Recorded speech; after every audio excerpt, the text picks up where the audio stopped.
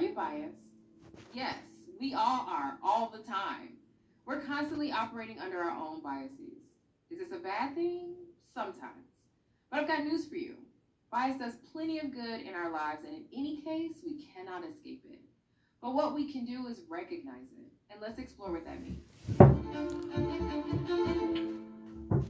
Suppose you're biking on a quiet street in your neighborhood and a woman roars up in her car behind you at top speed, leans on her horn, and swerves past you, careening down a side street. You are shaken up for a moment and even step off your bike. What are you thinking about this woman? Perhaps that she's an incompetent driver or a cruel human being with no respect for others' lives. Then you continue on and you see smoke. You see that the woman has leapt out of her car and is in front of a house which is on fire. There are firefighters in chaos as she sees her life going up in flames. Suddenly you reassess the situation. Is she really a terrible driver or a cruel human being? Your judgments were based on incomplete information, and you leapt to them without considering all of the possibilities. Our brains are always doing the best with the information they have and making judgments exactly like this. In fact, the human mind takes in about 11 million bits of information every second, but we're only really consciously aware of about 40 to 50 bits. Since our brains can't consciously process 11 million bits of information, it takes mental shortcuts. The problem is, those quick processes that we aren't aware of can be based on stereotypes and be inaccurate.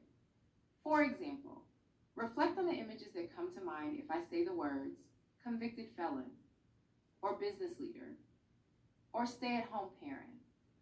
Did you perhaps imagine a male of a marginalized race or ethnicity for convicted felon, and a white, non-disabled male as a business leader, and perhaps a heterosexual female as a stay-at-home parent? Or did you maybe push against cultural biases and think of others? Or maybe you know individuals in these categories and thought of them rather than the other sorts of people who might also be in those categories. Whatever you did, bias was involved. Here's another example of how bias operates in the world. I wrote a book called Allies and Advocates about creating an inclusive culture. When we were talking about marketing it, my publisher said that people would see my name as Amber and assume that I'm a white woman. I'm a black woman. But bias about my name could have negatively affected sales if people thought I were white talking about allyship. This is why my publisher insisted on putting my picture on the cover, which I initially didn't want. These sorts of false assumptions that we anticipated people making are what is known as bias.